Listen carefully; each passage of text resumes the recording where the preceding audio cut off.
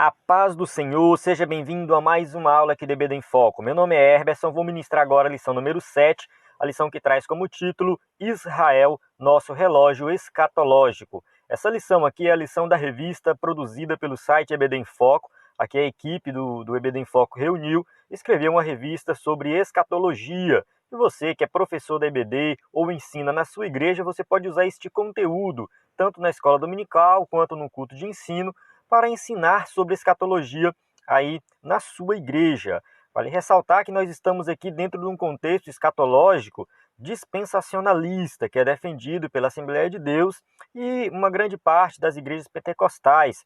Eu tenho algumas igrejas também não pentecostais que defendem o dispensacionalismo, e quando a gente fala de dispensacionalismo, a gente tem que falar de Israel. Qualquer estudo escatológico que defende o dispensacionalismo vai defender, aí vai ter que ter alguma aula que vai falar exclusivamente da nação de Israel. É muito importante nós falarmos sobre Israel neste contexto escatológico. A gente falou numa aula anterior, aí, acho que na segunda aula, sobre as escolas escatológicas, apresentamos algumas visões escatológicas e lá ficou claro que algumas visões escatológicas consideram que Israel já cumpriu seu papel e Deus não tem mais nenhum plano para Israel. Por exemplo, os amilenistas, eles têm essa visão. Para eles, Israel já cumpriu seu papel e agora todas as promessas para Israel, elas, no caso, se cumprem na igreja. Essa é a visão dos amilenistas. Então, tudo que tem para Israel no Antigo Testamento se cumpre para a igreja. As profecias para Israel são espiritualizadas e são interpretadas como valendo para a igreja. Na visão dispensacionalista é diferente. Quem defende, no caso nós aqui defendemos essa visão, nós entendemos que Deus ainda tem um plano para Israel e muitas das promessas realizadas ali no Antigo Testamento, elas são voltadas para a nação de Israel e o Israel étnico mesmo, a nação de Israel, e a gente não entende que é para a igreja, mas para a nação de Israel. E é isso que a gente vai falar aqui nessa aula. Vamos falar da nação de Israel, vamos explicar sobre essa nação, vamos falar também do cumprimento de algumas profecias voltadas para esta nação. E a gente colocou aqui esse título, nosso relógio escatológico, porque a gente olha para a nação de Israel, os acontecimentos em Israel, e a gente já começa a perceber ali também sinais do fim dos tempos. A nação de Israel também vai mostrar aí alguns sinais. Então a ideia é essa, que nós possamos compreender aqui a relação dessa nação de Israel no contexto escatológico dentro da visão dispensacionalista. Não se preocupe que aqui não vai ser você que é professor da EBD, que está começando a aprender sobre escatologia, não fique preocupado achando que vai ser um conteúdo muito difícil, com termos complicados, que ninguém vai entender. Não é isso, a gente fez um conteúdo voltado mesmo para o público geral, para que todos possam compreender. A gente entende que alguns teólogos, eles têm visões diferentes, apresentam termos mais técnicos, vai para o hebraico, para o grego, e acaba complicando. E a gente está tentando aqui trazer nessas aulas, na nossa revista, que é totalmente gratuita, algo bem esclarecedor para que todos possam compreender este assunto e aí, quem sabe, ministrar na igreja.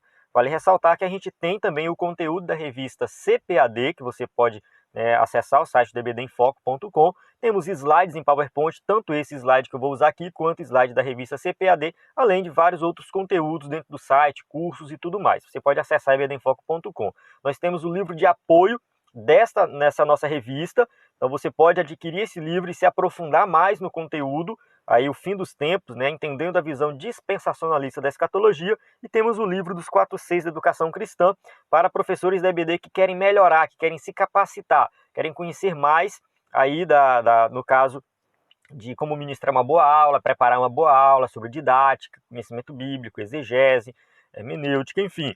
O livro tem um conteúdo completo para professores da EBD que querem ministrar uma aula de excelência. Vamos lá. Temática em foco. Israel é a nação da promessa. Precisamos, com atenção, verificar os desdobramentos históricos que envolvam os filhos de Jacó, pois a relação de Deus com esta nação revela muito sobre as últimas coisas.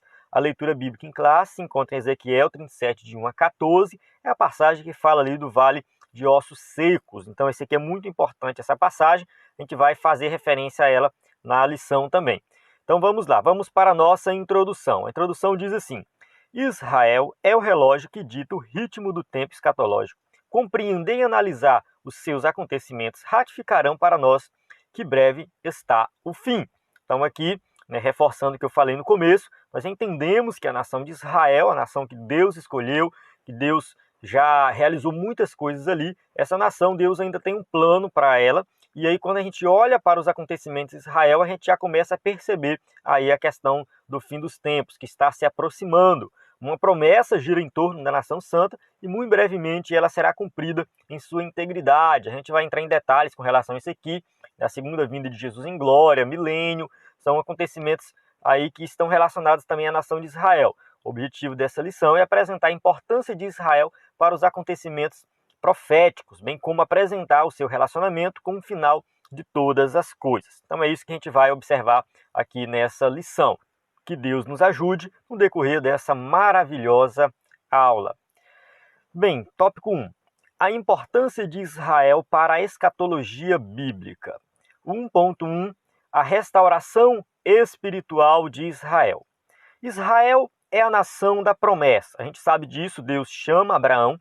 Ali em Abraão, ele promete que vai fazer de Abraão uma grande nação, e Abraão teria um filho, e isso todos nós conhecemos a história. A gente sabe que Deus já tinha planejado tudo, e Deus formou a nação de Israel a partir dessa escolha, dessa promessa. Contudo, as páginas do Antigo Testamento sempre nos revelaram um povo rebelde e obstinado. Desde quando eles saem do Egito, ali o povo começa a marchar, né, em direção à terra prometida, que é a terra que Deus prometeu a Abraão, né, desde a promessa de Abraão, aí teve alguns acontecimentos, eles se tornaram escravos no Egito. E ali, nesse período, foi observado que a nação ela era uma nação desobediente, um povo desobediente. Tudo bem, passou aquele período e entraram na Terra Prometida. Mesmo assim, muitas coisas foram acontecendo, muitas rebeldias, idolatrias, e tudo isso foi observado durante toda a história da nação de Israel. O profeta Ezequiel descreve em seus escritos que Israel contaminou os seus caminhos e as suas ações. Olha, Ezequiel 36:17 fala assim: Filho do homem, quando Israel morava em sua própria terra, eles a contaminaram com a sua conduta e com suas ações. A sua conduta era à minha vista como a impureza menstrual de uma mulher. Então aqui ele usa essa comparação no Antigo Testamento, quando a mulher menstruava, ela era considerada impura, até mesmo por questão de higiene. Depois, quando ela terminava a menstruação, tinha todo um ritual de purificação. E é bem interessante entender esse contexto para entender essa passagem aqui. Então, essa questão da impureza, aqui Deus compara a impureza de Israel, a nação de Israel, né, fazendo com que eles se tornassem uma nação impura, uma nação que estava contaminada, de alguma forma estava contaminada e poderia contaminar os outros também. Então, Deus faz essa comparação, e é justamente isso que aconteceu na nação de Israel. Durante muito tempo, né, eles viveram ali na Terra Prometida, mas não foram obedientes a Deus, até que foram para o exílio, e tem toda a história do exílio. Mas vamos lá. Além do que, em uma de suas visões, eles são comparados espiritualmente a um vale de ossos secos. Ezequiel 37:11 fala assim: Então ele me disse, filho do homem, esses ossos são toda a nação de Israel. Então compara a vida espiritual da nação de Israel a um vale de ossos secos. A sua rejeição ao Messias e ao Evangelho foram o estopim de sua queda espiritual. Então toda essa obstinação de Israel, rejeição a Deus, que foi acontecendo no Antigo Testamento, mas Deus tratando com a nação da mesma forma, Deus provendo tudo para eles. A graça de Deus atuou ali no Antigo Testamento para a nação. No entanto, foi até chegar o momento ali que o Messias se revela e a nação, de forma oficial, rejeita o Messias. O apóstolo Paulo descreve que, procurando estabelecer a sua própria justiça, não se sujeitaram à justiça de Deus. Romanos 10:3. A gente observa aqui que eles rejeitaram a justiça de Deus porque eles queriam viver a própria justiça. Neste caso aqui, na época ali de Jesus, quando Jesus se manifesta, que vai operar milagres, pregar o evangelho, começa a ter essa rejeição, porque eles queriam ter a própria justiça e não a justiça de Deus. E isso já foi também falado pelo profeta Isaías, né? Isaías 65:2. Todo o dia estendi as minhas mãos a um povo rebelde e contradizente. Então Deus, pela sua graça, ele estendia suas mãos e abençoava esse povo, mesmo sendo um povo rebelde. Contudo, há uma promessa de restauração espiritual para Israel. Isso foi revelado ao próprio profeta Ezequiel. E porei em vós o meu espírito, e vivereis, e vos porei na vossa terra, e sabereis que eu, o Senhor, disse isso e o fiz, ó povo meu. Ezequiel 37:14. Uma promessa, uma profecia, uma promessa também, aqui no Antigo Testamento, onde Deus está falando que vai colocar, vai restaurar Israel, vai colocar o espírito dele em Israel, no seu povo, no povo de Israel, e vai fazer com que eles possam habitar na terra e reconhecer que Deus é o Deus Todo-Poderoso. Então isso aqui é algo que a gente entende que não se cumpriu ainda e vai se cumprir em um futuro. 1.2. Os acontecimentos passados e presentes. Então a gente viu aí a questão da nação de Israel, uma nação que Deus escolheu, que Deus fundou, cuidou, e Deus tratou com essa nação mesmo eles sendo rebeldes. Tá? Então a gente entendeu essa primeira parte. Agora essa segunda parte, os acontecimentos passados e presentes com relação à nação de Israel. As palavras de Caifás recaíram sobre o povo judeu. O que Caifás falou? Mateus 27:25. O seu sangue caia sobre nós e sobre nossos filhos. Ou seja, nós assumimos a responsabilidade de tudo que estamos fazendo e que, se tiver consequência, nós vamos sofrer.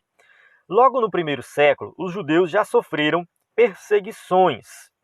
Vale ressaltar que quem está com a revista, quem baixou a nossa revista, que é gratuita, a gente fez uma pequena modificação aqui nessa parte, porque na revista a gente usou o exemplo do apóstolo Paulo perseguindo os cristãos.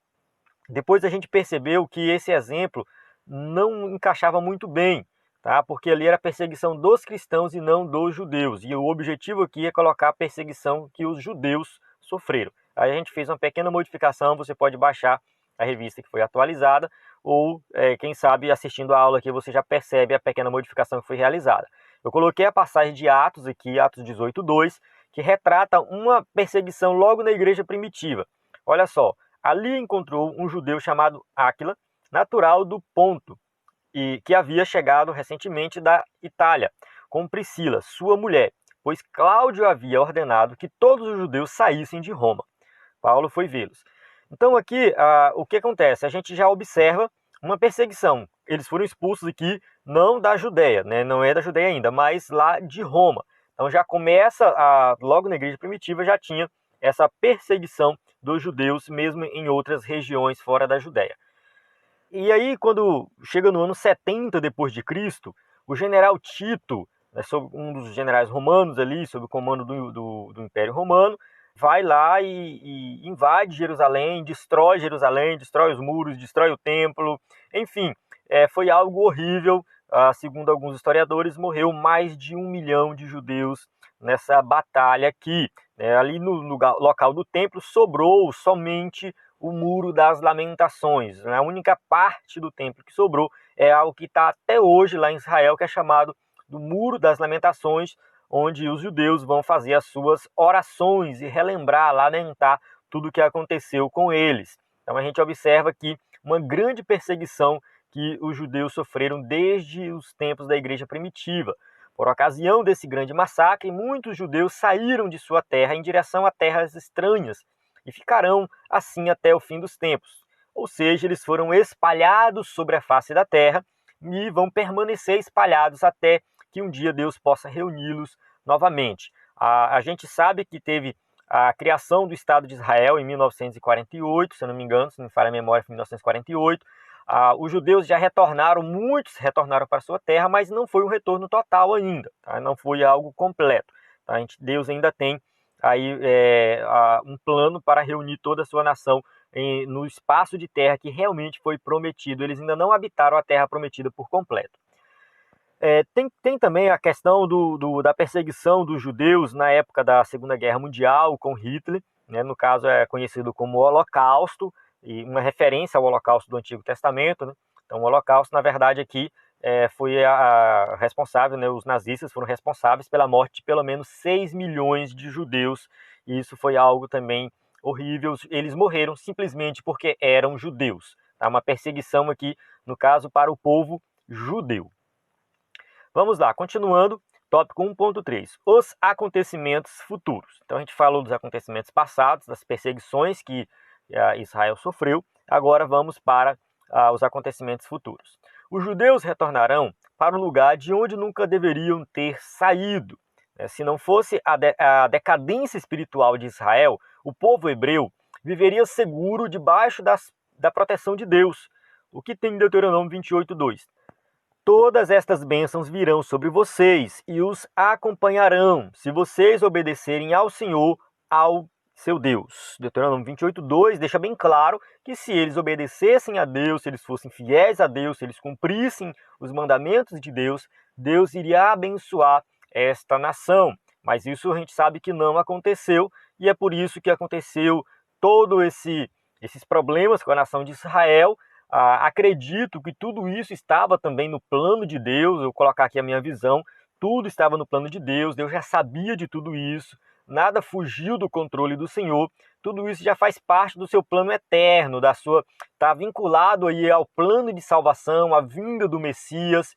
Então, meio que já era natural que o Messias fosse rejeitado, mas porque Deus ainda tem esse plano na nação de Israel. Mas, enfim, o retorno integral dos judeus é o marco profético da escatologia bíblica. Amós 9,15 fala: plantarei Israel em sua própria terra, para nunca mais ser desarraigada da terra que lhe dei, diz o Senhor, o seu Deus. Então a gente observa que tem uma promessa de que o povo retorne para a terra e permaneça nesta terra prometida. A restauração espiritual de Israel se aproxima, o que nos indica que breve vem o grande dia. Então, quando a gente olha para os acontecimentos atuais de Israel, a gente já começa a perceber que está chegando aí o fim dos tempos, né? Jesus está voltando, ele pode voltar a qualquer momento. Tópico 2, as 70 semanas de anos. Vamos lá, 2.1. As 7 semanas, Daniel 9:25. Vale ressaltar que essa passagem de Daniel 9, 25, 26, 27, que fala das semanas aqui, as famosas semanas de Daniel, elas têm várias interpretações. Dependendo da escola escatológica, dependendo do ponto de vista do teólogo, ele pode trazer uma interpretação um pouco diferente dessa interpretação que nós vamos apresentar aqui. A interpretação apresentada aqui é a interpretação dispensacionalista, defendida pelos teólogos dispensacionalistas. Eles é que vão trazer essa interpretação das semanas que vamos apresentar aqui. Daniel 9:25 fala assim: saiba e entenda que a partir da promulgação do decreto que manda restaurar e construir Jerusalém, até que o ungido, o líder, venha, haverá 7 semanas e 62 semanas. Ela será reconstruída com ruas e muros, mas em tempos difíceis. Olha só, né? Daniel 9:25 fala de 69 semanas. Né? 60, ele fala 7 e depois 62, 69. No caso, fala de Jerusalém, reconstruir Jerusalém. Então tem um decreto para reconstruir Jerusalém, até que o ungido, o líder, né? No caso o Messias, venha. Então o início na expedição do decreto para a reconstrução de Jerusalém é o marco profético inicial desse primeiro grupo de 70 semanas. Então, quando é que começa a contar as semanas? São semanas, no caso, entende-se aqui semanas de anos. Né? Cada semana seriam 7 anos. Isso tem base lá em Deuteronômio. Tá? Mas vamos lá, continuando.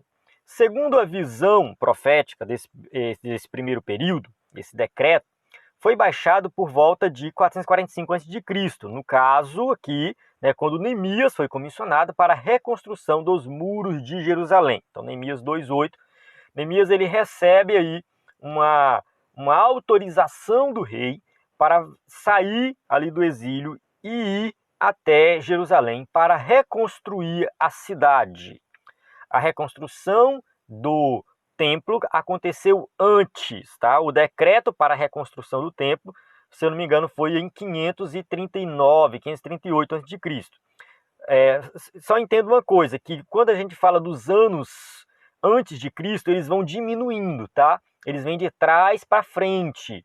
Então, Abraão lá, eu não lembro exatamente o ano de Abraão, acho que é 1800, 1900, aí depois vem Moisés, 1400 e pouco, aí vem lá para o tempo de Salomão, Davi, Salomão, o ano 900 e pouco, ano 1000 antes de Cristo, aí vai diminuindo, tá? O povo foi para o exílio em torno do ano 605 até o ano 589 ali, aí vai diminuindo, 539 eles voltam do exílio, diminuindo mais ainda, vai chegando aqui em 445, quando Neemias volta no caso, Jerusalém, para reconstruir a cidade. Pode parecer um pouco complicado, mas se você vai entender aí, tá? Então, os anos vão se passando assim, de trás para frente, vai diminuindo, até chegar no ano zero. Aí, do ano zero em diante, vai aumentando os valores. O que você tem que ficar em mente aqui?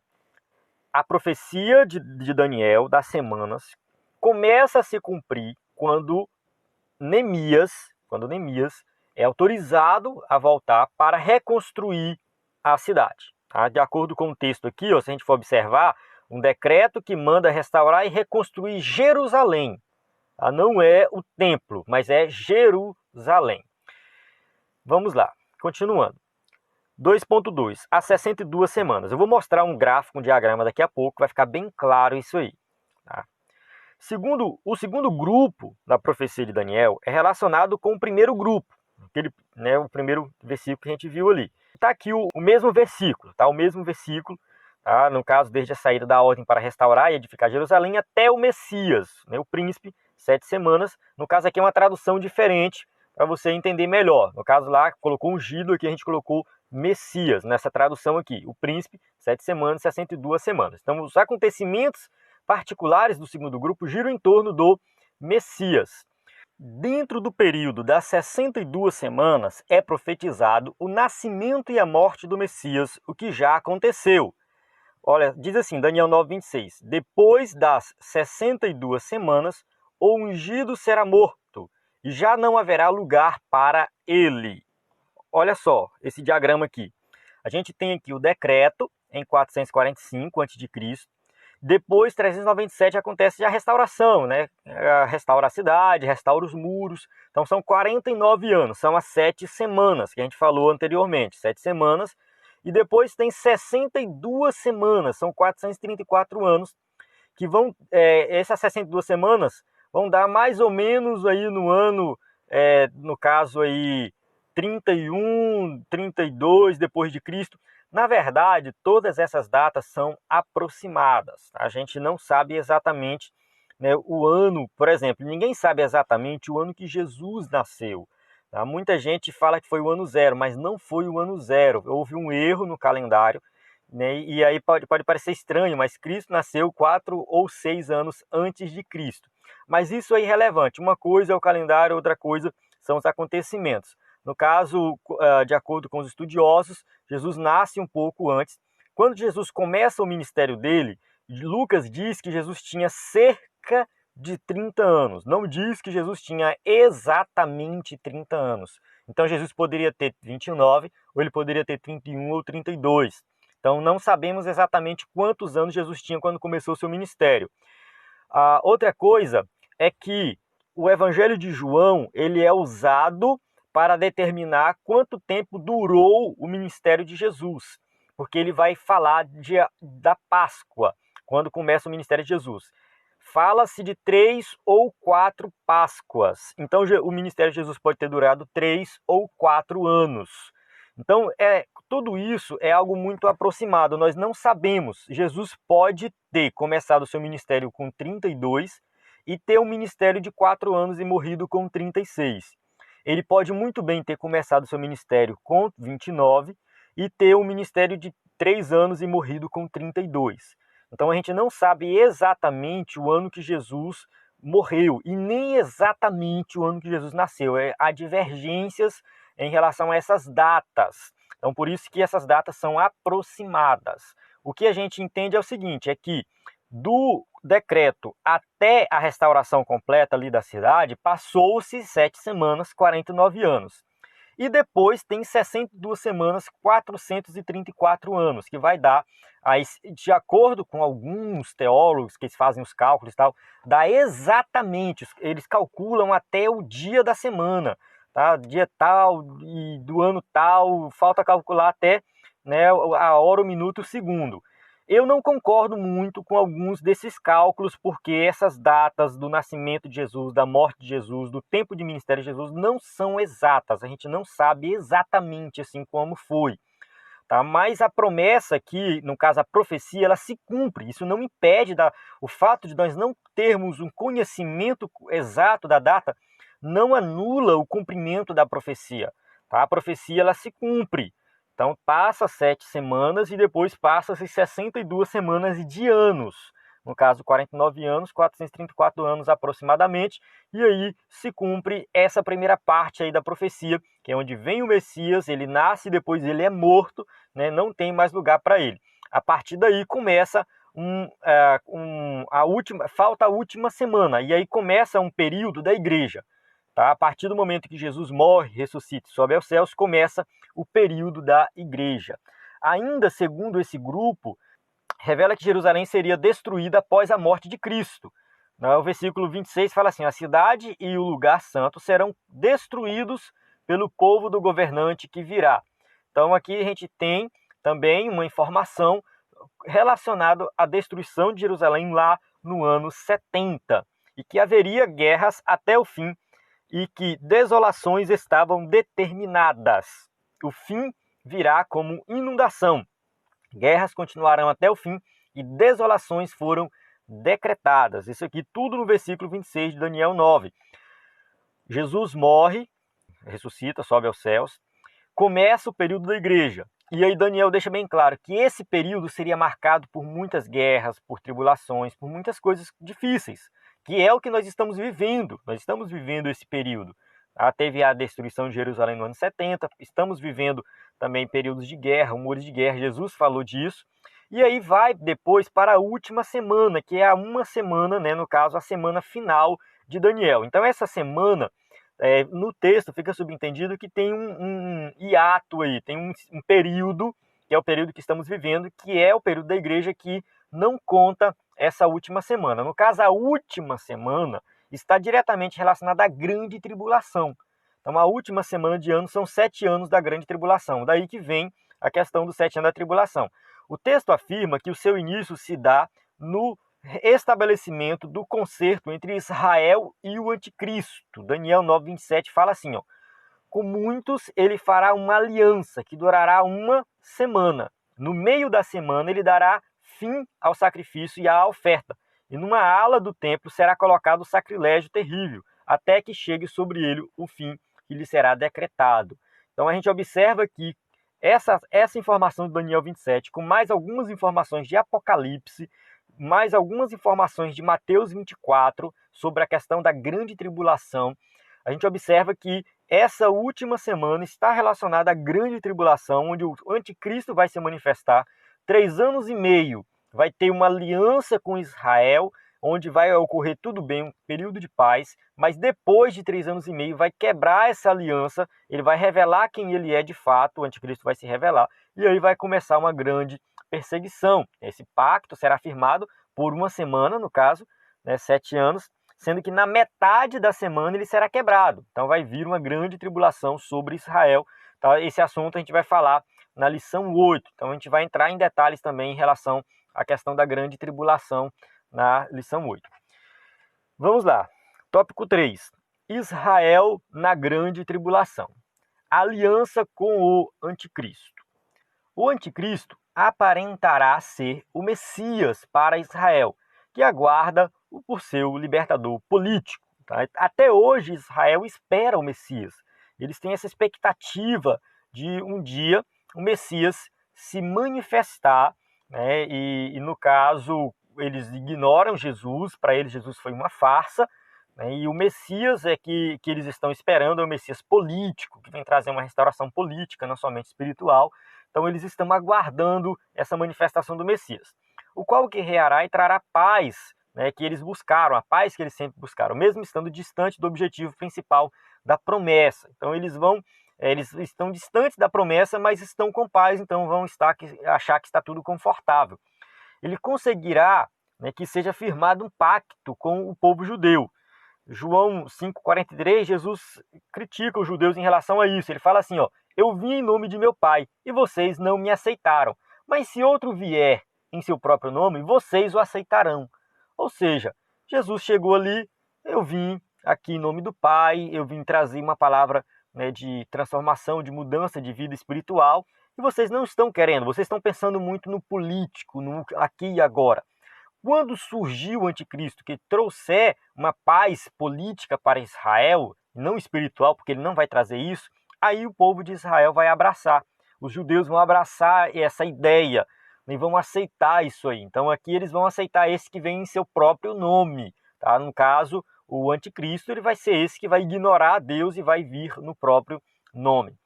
Que por meio dessa aliança conseguirão reerguer o orgulho da nação, o seu templo. Então eles vão reerguer o templo, vai ter novamente o templo em Israel. O templo que foi destruído lá no ano 70, que nunca mais foi reconstruído, ele será reconstruído nesse período.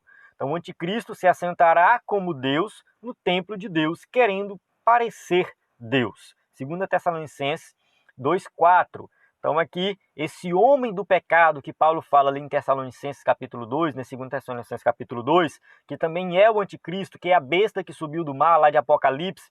Então esse anticristo ele vai querer ser Deus, ele vai se exaltar querendo estar acima de Deus. Quão duro será para Israel as consequências dessa aliança. Então Israel vai pagar um preço muito alto por causa dessa aliança com o anticristo.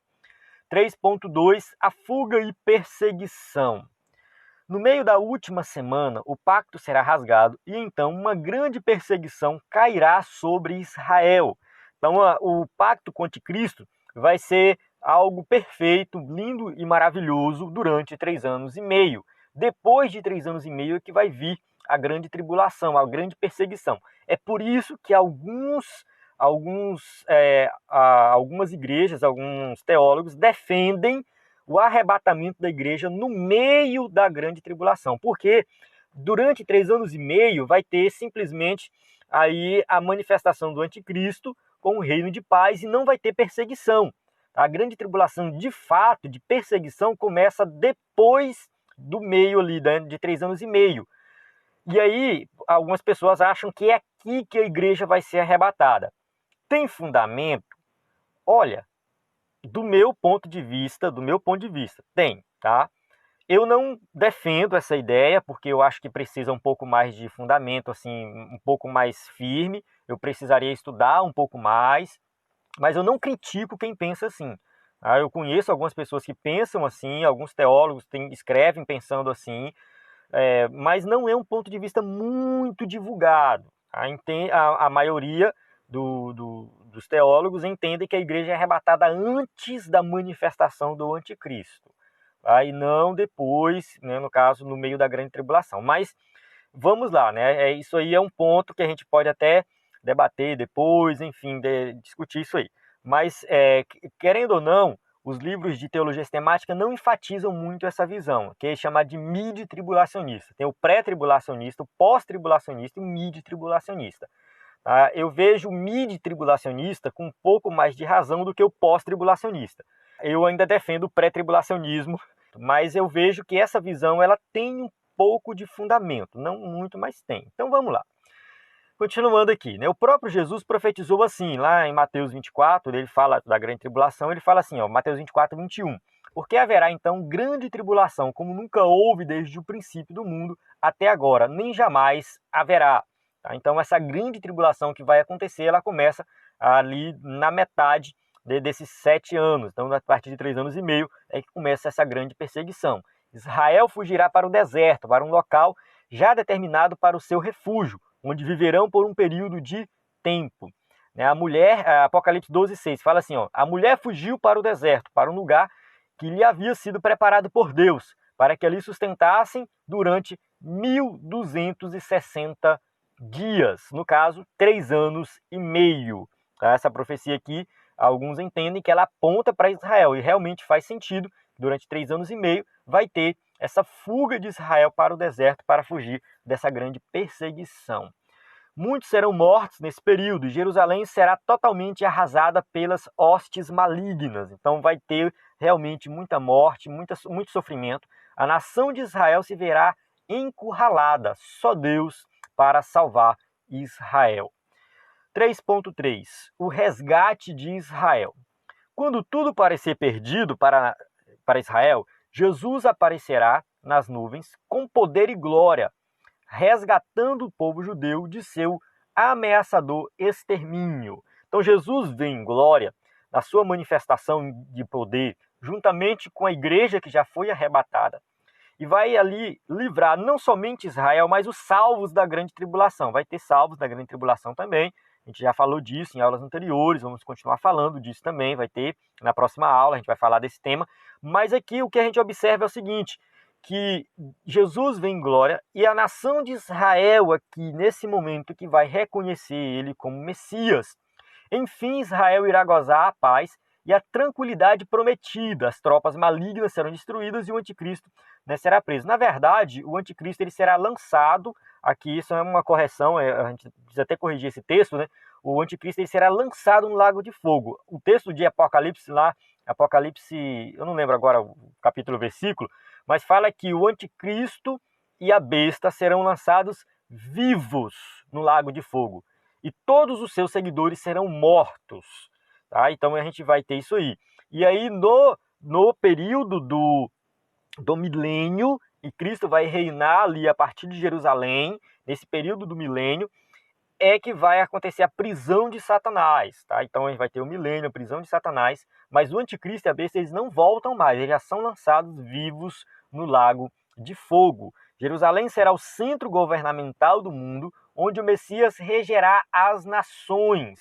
Então o texto de Zacarias aí vai deixar isso bem claro, que o milênio ele vai acontecer aqui na Terra e Cristo vai reger as nações, né? Ele vai estar presente fisicamente aqui na Terra, reinando sobre as nações, e aí vai estar juntamente com o povo, a igreja, que já foi arrebatada, vai também estar presente, mas o povo, a nação de Israel, que vai ser restaurada, e as outras nações também que ajudaram Israel e o povo salvos da grande tribulação. Nesse momento, os ossos secos receberão o Espírito e viverão. Aquela promessa lá de Ezequiel, né, que os ossos secos deveriam, né, no caso, irão reviver, eles irão ser restaurados de forma completa, uma restauração política, mas também uma restauração espiritual da nação de Israel. Amém?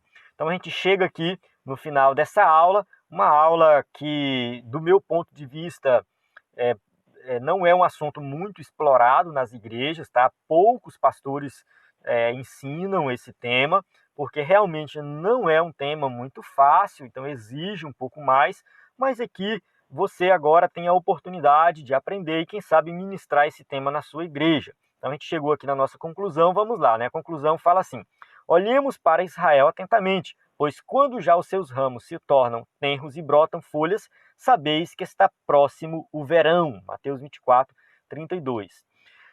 Continuando aqui, a nação santa é o relógio escatológico do mundo. Tudo o que acontece ao seu redor deve ser verificado com atenção. Que este alerta esteja no coração da igreja. Orai pela paz de Jerusalém. Salmo 122, 6. O que eu concluo aqui? Que a nação de Israel é uma nação que Deus ainda tem um plano para ela. Tá? Deus ainda vai restaurar essa nação.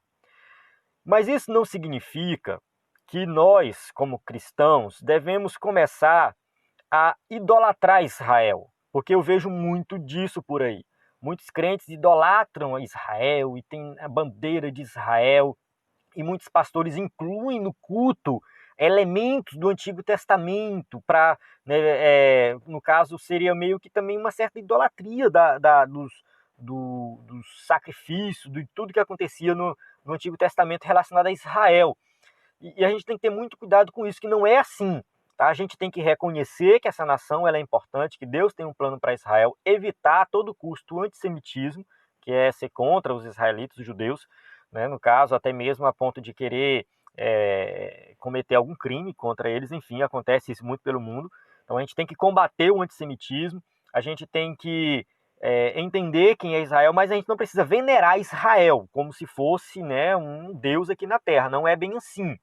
Tá? Eu quero deixar isso bem claro, que a gente tem que ter esse reconhecimento, mas evitar qualquer tipo de exagero com relação à nação de Israel, que eu vejo acontecendo em muitas igrejas por aí, né, adotando elementos do culto do Antigo Testamento para, né, como se isso fosse importante. Esses elementos, eles não têm mais valor, o sistema de sacrifício, a Arca da Aliança, tudo isso já passou, tá? A antiga aliança, a nova aliança agora é totalmente diferente, tudo se cumpre em Cristo. Israel tá lá, Deus está tratando com Israel, é algo entre Deus e Israel, e Deus vai tratar com eles durante a grande tribulação. Tá? Então a igreja vai ser arrebatada e Deus trata com eles, e depois tem o milênio, onde Deus vai ali reinar a partir de Jerusalém. Jesus, no caso, Jesus reina a partir de Jerusalém, né, estabelecendo, cumprindo todas as suas promessas lá do Antigo Testamento para a nação de Israel. Certo? Quero dizer também que essa visão não é única, tá? Existem várias visões e eu recomendo você estudar, ler e ver as várias interpretações com relação à nação de Israel. Tá? Mas independente disso, nós estamos aqui na expectativa de Jesus voltar a qualquer momento. Então eu encerro aqui. Tem as perguntas para quem vai usar aí na igreja, o slide. Espero que você tenha gostado. Então deixe o seu like, compartilhe esse vídeo. A paz do Senhor, até a próxima aula.